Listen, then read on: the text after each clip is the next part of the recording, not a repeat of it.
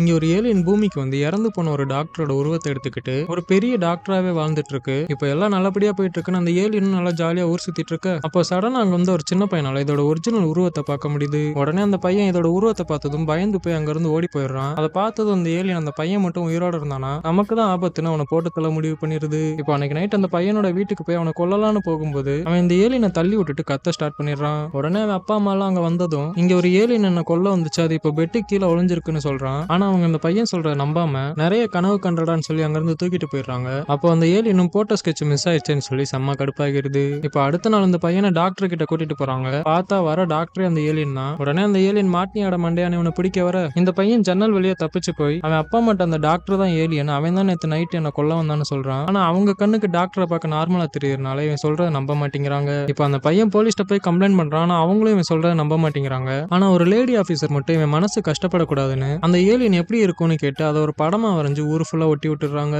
இப்போ அந்த alien poster எல்லாம் பார்த்ததும் இன்னும் கடுப்பாகி அவனை போட்டு தள்ளியே ஆகணும்னு அவன் சைக்கிளோட பிரேக்கை கட் பண்ணி விட்டுறது. கொஞ்ச நேரத்துல அது நினைச்ச மாதிரி அந்த பையனுக்கு ஆக்சிடென்ட்டும் ஆகிருது. இப்போ அடுத்த நாள் அவன் அப்பா ஹாஸ்பிட்டலுக்கு வராரு. உடனே அந்த ஏலியன் சிரிப்பு அடக்கிக்கிட்டு வருத்தப்படாதீங்கன்னு ஆறுதல் சொல்லிட்டு இருக்கு. ஆனா அடுத்த செகண்ட் அந்த பையன் கையில வெறும் பிராக்சரோட அங்க வந்து நிக்கிறான். இப்போ ட்ரீட்மெண்ட் பண்றேங்கிற பேர்ல அதோட பல்ல கட்டி பயம்புத்தியே சாகடிச்சிடலான்னு பாக்குது. ஆனா அந்த பையன் இனிமே உனக்கெல்லாம் பயப்பட மாட்டேன்னு சொல்லிடுறான். கடுப்பான அந்த ஏலியன் அவன் உடஞ்ச கையை பிடிச்சு நசுக்குது. ஆனா அந்த பையன் அப்பவும் விட்டு கொடுக்க மாட்டேங்கிறான். இப்போ அந்த ஏலியன் ஒரு சின்ன பையன் நம்மள மாதிரி ஒரு புத்திசாலி ஏலியனை தோக்கடிச்சிட்டான்னு மனசு உடைஞ்சு அங்கிருந்து கிளம்பி அவங்க ஊருக்கே போயிருது. இருந்தாலும் அந்த பையன் கொஞ்சமாச்சும் பயந்துருக்கலாம். ஏதோ வயிற்று பொழப்புக்கு அந்த ஏலியனை இப்படி ஊரை விட்டே அமைச்சிருக்க கூடாது.